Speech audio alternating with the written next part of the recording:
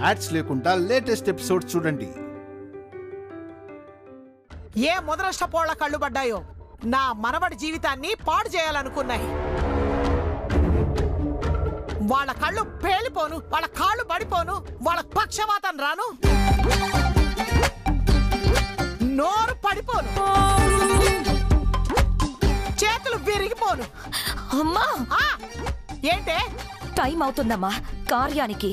సరేలే పోన్లేండి బామ్మగారు, వాళ్ళ పాపాన్ని వాళ్లే ఏదోలా అనుభవిస్తారు.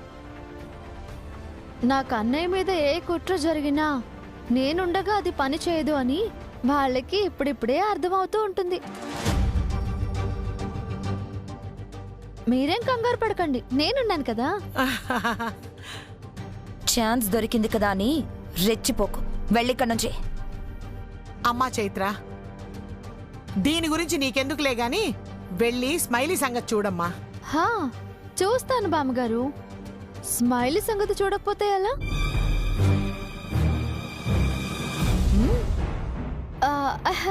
అదే రెడీ చేసే సంగతి అని అంటున్నాను. రెడీ చేసొస్తాను. స్వీట్స్ తీసుకోండి. హంస, అనవసరంగా నోరు పారేసుకుంటున్నావు గాని పాపం దానికి కూడా ఈ రోజు జరగాల్సిన కార్యం ఇదేనే. అయినా అదేది మనసులో పెట్టుకోకుండా అన్ని పనులు ఎంతో చక్కగా చేసుకుంటూ పోతోంది. కూర్చోబెట్టుకోమ్మా, దాన్ని ఇలాగే నెత్తి మీద కూర్చోబెట్టుకో. అందుకే దాని ఆటలు ఇలా సాగుతున్నాయి. దాన్ని నెత్తి మీద కూర్చోబెట్టుకోవడం అనరే, పని చేసే వాళ్ళకి మనం ఇచ్చే గౌరవం అంటారు. మనము చెయ్యం, చేసేవాళ్ళని ఒప్పుకోరు. ఎవరి గుణాలు వచ్చాయే నీకు అసలు ఇలా తగలడ్డావు?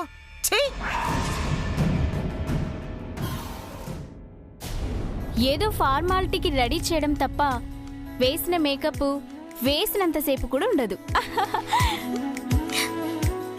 చూసారే ఎంత సిగ్గు బయటికి వస్తున్నా ఎలా కంట్రోల్ చేసుకుంటుందో. కంట్రోల్ చేసుకుంటుందో లేక ఏ విషయంలోనైనా టెన్షన్ పడిపోతుందో ఎవరికి తెలుసు. ఏ విషయంలో అంటే? అదే శోభనం అన్న తర్వాత ఎన్నో విషయాలుంటాయి. మీ టైం వచ్చినప్పుడు మీకు తెలుస్తుందిలే. కానీ ఏంటి మీ ఫ్రెండ్ని ఇలా ఫస్ట్ నైట్ కి రెడీ చేయడం మాత్రమేనా మీ పని? ఇంకేం చేయాలి? సర్ప్రైజ్ ఏదైనా ప్లాన్ చేయాలి కదా. ఓ అసలు ఇలాంటి సందర్భం కోసం ఫ్రెండ్స్ ఎంతలా ఎదురు చూస్తూ ఉంటారు. మీరు సినిమాలు ఎప్పుడు చూడలేదా? ఓ చూసాం. పదండి పదండి. ఏంటి నా సంతోషాన్ని చూసి ఓర్వలేకపోతున్నావా? వచ్చి నా ఫ్రెండ్స్ ని బయటకు పంపిస్తున్నావు? ఓ నా శోభనం గదిని చూసి పాపం తమరి బతుక్కి ఆ యోగం ఎప్పటికీ ఉండదే అని ఏడుస్తూ ఇక్కడికి వచ్చావా? నా విరాజ్ నాతో ఉండగా నాకు ఏడవలసిన కర్మే ఉంటుంది స్మైలీ. నీ జీవితంలో ఇలా సంప్రదాయబద్ధంగా ఓ మధురమైన రోజు వస్తుందని అనుకోవటం అది నీకు కల లాంటిది. నీకు కూడా తెలుసు. అందుకే కదా నా ఆనందానికి నీ దురదృష్టాన్ని అంటించిపోదామనొచ్చు. అంతే కదా? నీ మొహం, నీ బూజు పట్టిన బుద్ధులకి ఇంతకు మించిన అందమైన థింకింగ్ నేచర్ ఎలా ఉంటుంది అసలు? ఆగు.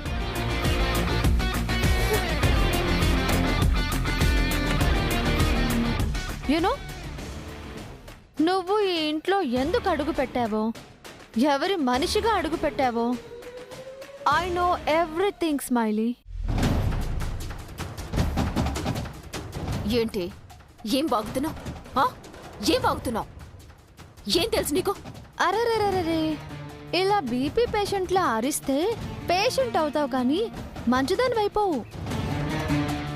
ఎప్పుడైతే కుటుంబం పరువు నాశనం చెయ్యాలి అన్న రాక్షస బుద్ధితో ఇక్కడ అడుగు పెట్టావో అప్పుడే నీ ఆడతనం సమాధైపోయింది. ఇంకా ఏదో చేద్దామని వాళ్ళు నీ చేత చేయించే పిచ్చి ప్రయత్నాలు ఏవి వర్కౌట్ కానివ్వను. లాగగలిగే టైంలో అందరినీ బయటికి లాగుతాను. ఏంటి లాగేది?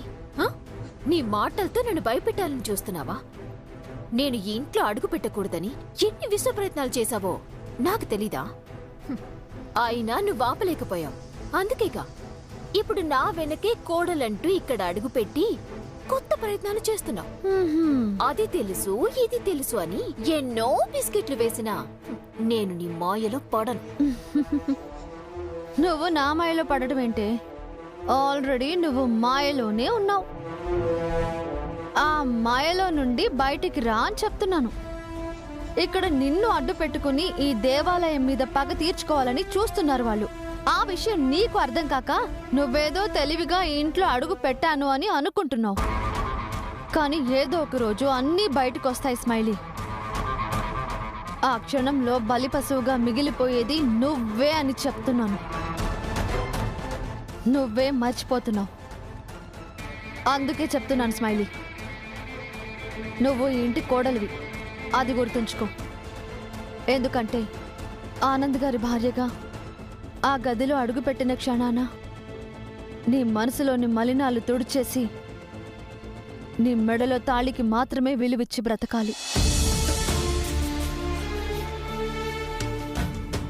అప్పుడే నీ బ్రతుకొక విలువ ఉంటుంది. నీ జీవితంలో మరొక మనిషి ఉండకూడదు. మనసులో ఆ రూపాన్ని భస్మం చేసి ఒక పవిత్రమైన హృదయంతో ఆ గదిలో అడుగుపెట్టాలి. అప్పుడే ఆనంద్ గారి భార్య స్థానం నీకు దక్కుతుంది.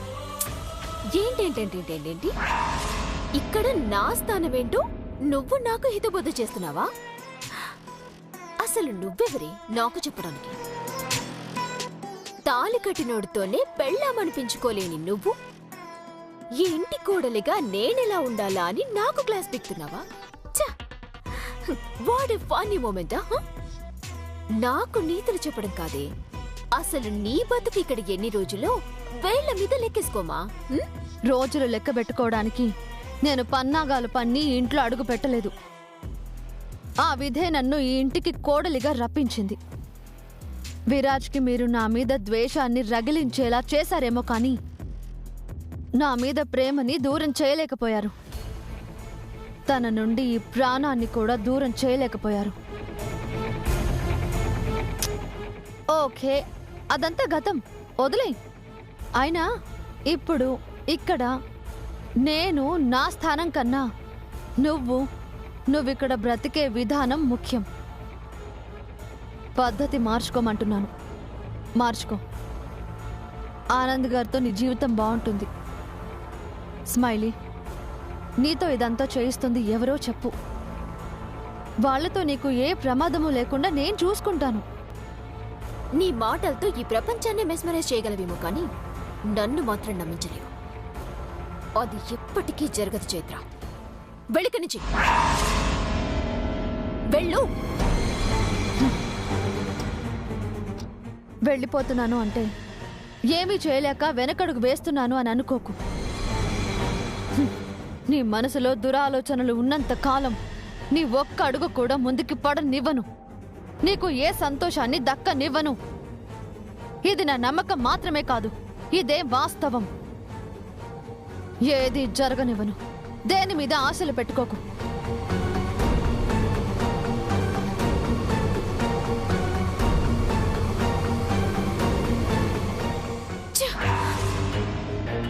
ఆశలు పెట్టుకోకూడదా? అసలు ఈ స్మైలీతోనే పెట్టుకోకూడదు అనేలా చేస్తాను. Sudarshan garu, Rai finance corporation audit files అన్ని చెక్ అయ్యాయా? నాకెందుకో తేడా అనిపిస్తున్నాయి. ఇమీడియట్గా వీటిని ఐటీ డిపార్ట్మెంట్కి ఫార్వర్డ్ కాకుండా ఆపండి. దయచేసి లేట్ చేయకండి, అర్థమవుతుందా? ఒరే ఆనంద్, ఏంటన్నా ఇంకా ఇలాగే ఉన్నావేంటి? అర్జెంట్ కాల్స్ మా, వెరీ ఇంపార్టెంట్. ఈ టైంలో అర్జెంట్ కాల్స్ ఏంట్రా? కంపెనీకి సంబంధించిన కాల్స్ అమ్మా, మాట్లాడకపోతే ప్రాబ్లం అవుతుంది. ప్లీజ్ ఆనంద్, నీకేమైనా అర్థం అవుతుందా? బిజినెస్ కి కేటాయించే టైం కూడా ఒకటి ఉంటుంది. అది ఈ టైం కాదు నాన్న. అయినా ఇదంతా నువ్వే చూసుకోవాలా? విరాజ్, ఒరే విరాజ్! అమ్మా, ఏదైనా అంత ముఖ్యమైన పనుంటే వాడికి అప్పగించు, వాడు చూసుకుంటాడు కదా. ముందు నువ్వు ఇక్కడి నుంచి పద. అమ్మా నువ్వు పద, నేను వస్తాను.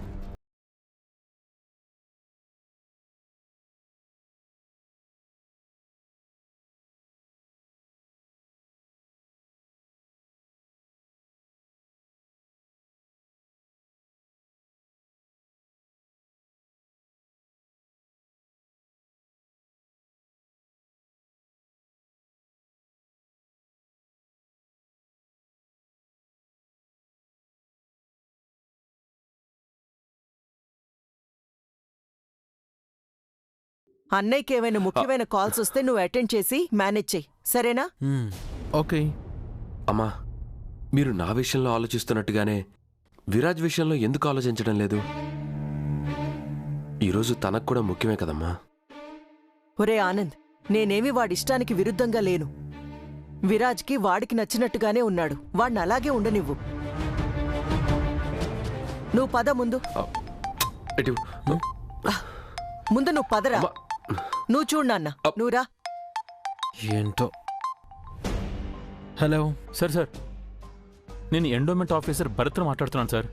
సార్, అన్నయ్యతో అర్జెంటుగా మాట్లాడాలి సార్. సారీ అండి, ఇప్పుడు అన్నయ్య మీతో మాట్లాడలేడు. ఏదైనా ఉంటే ఉదయం కాల్ చేయండి. సార్, ఉదయం వరకు కాదు sir. Very important matter sir. Please sir. Sir, చాలా కాంప్లికేటెడ్ విషయం సార్. కాంప్లికేటెడా? ఇట్స్ ఓకే, అదేంటో నాతో చెప్పండి, పర్లేదు. అంటే సార్, ఫోన్లో ఇందుకన్నా ఉద్దేశం సార్. కాంప్లికేటెడ్తో పాటు వెరీ కాన్ఫిడెన్షియల్ మ్యాటర్ సార్. అందుకని దయచేసి అర్థం చేసుకోండి సార్. ఇది నా ఉద్యోగానికి సంబంధించిన విషయం సార్.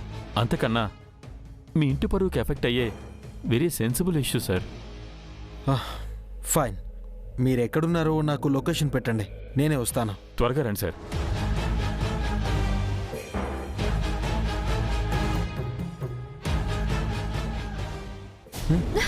అబ్బా, ఏంటి కన్నయ్య నువ్వు?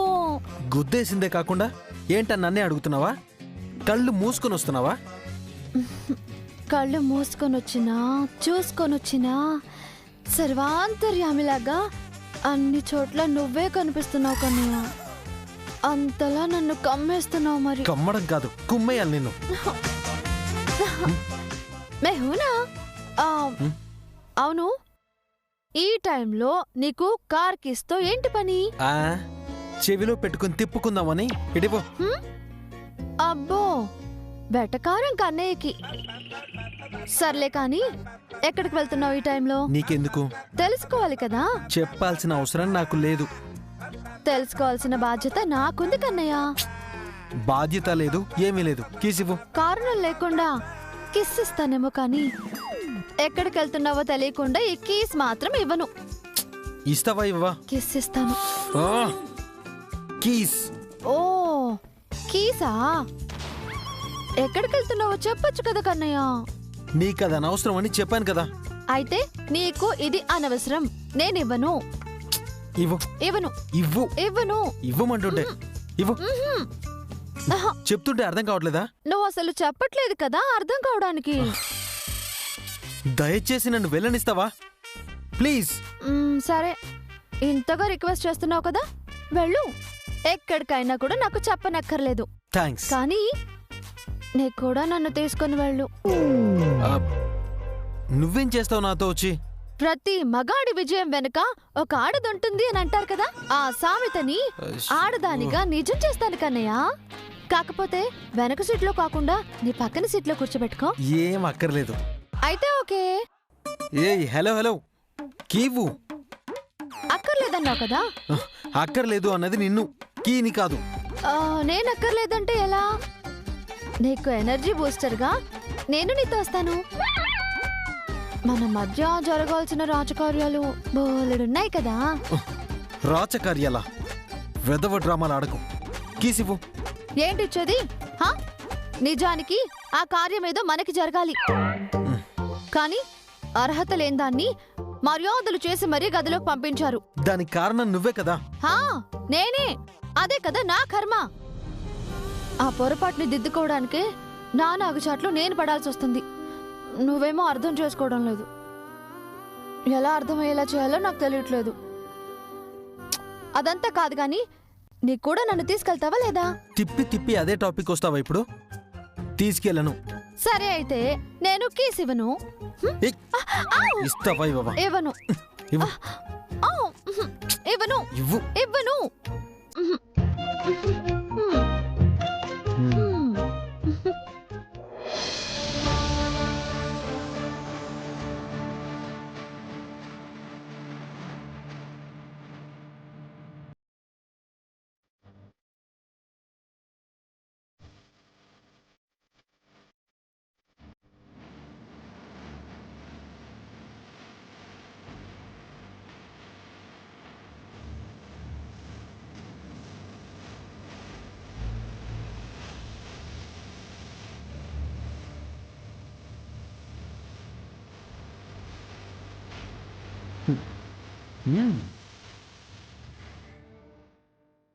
కన్నయ్య కన్నయ్య ఆగు కన్నయ్య.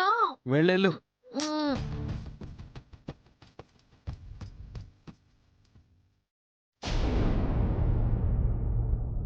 ఆనంద్ గారి జీవితంలో జరగకూడని మరో తప్పు జరగబోతోంది. స్మైలీ ఆ గదిలోకి వెళ్ళకూడదు, ఏమీ జరగకూడదు. నువ్వేమో అర్థం చేసుకోకుండా పిలుస్తున్నా వెళ్ళిపోతున్నావు. ఏం చేయాలి?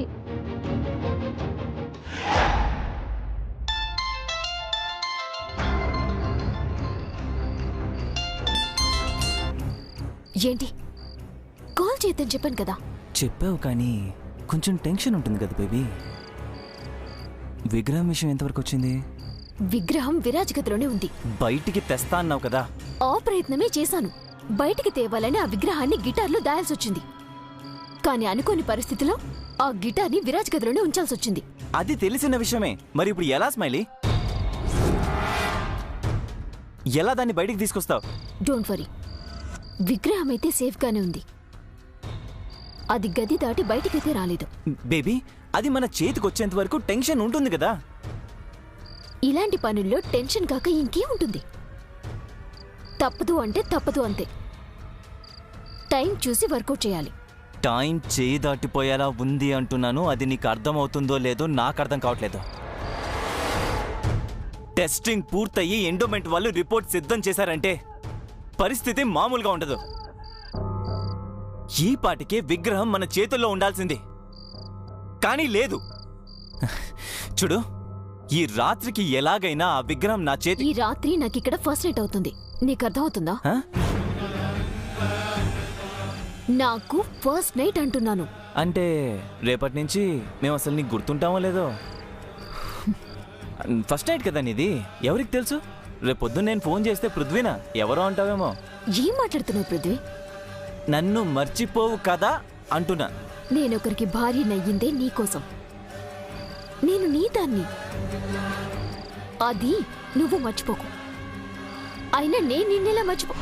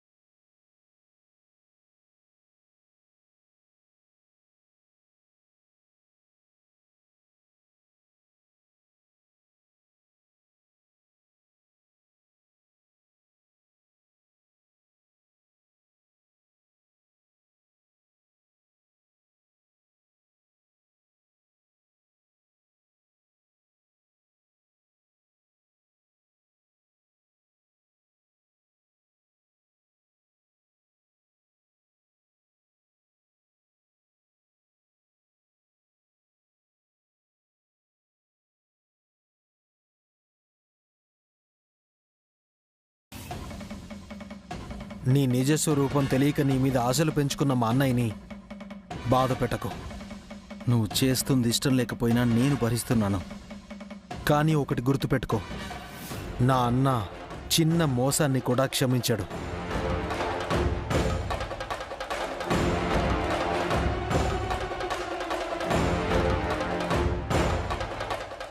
ఇక నువ్వు చేసిన మోసం బయటపడితే పరిస్థితి మాత్రం ఊహాతీతం. నా అన్నలో మంచితనం చూసావు, అక్కడే ఆగిపో. తన మరో రూపం చూస్తే తట్టుకోలేవు.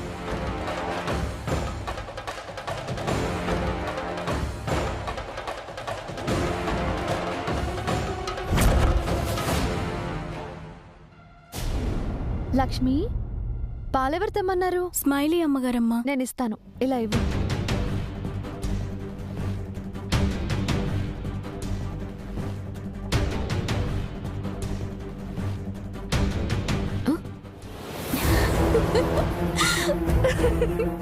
ఏంటి పాల గ్లాస్ నువ్వు తీసుకొచ్చావు? ఓహో, తమరికి అసలు కార్యం ఎలాగూ లేదు కదా. కనీసం ఎలా అయినా కల సాకారం అవుతుందని తృప్తి పడుతున్నావు అనమాట, అంతేనా? కాదు,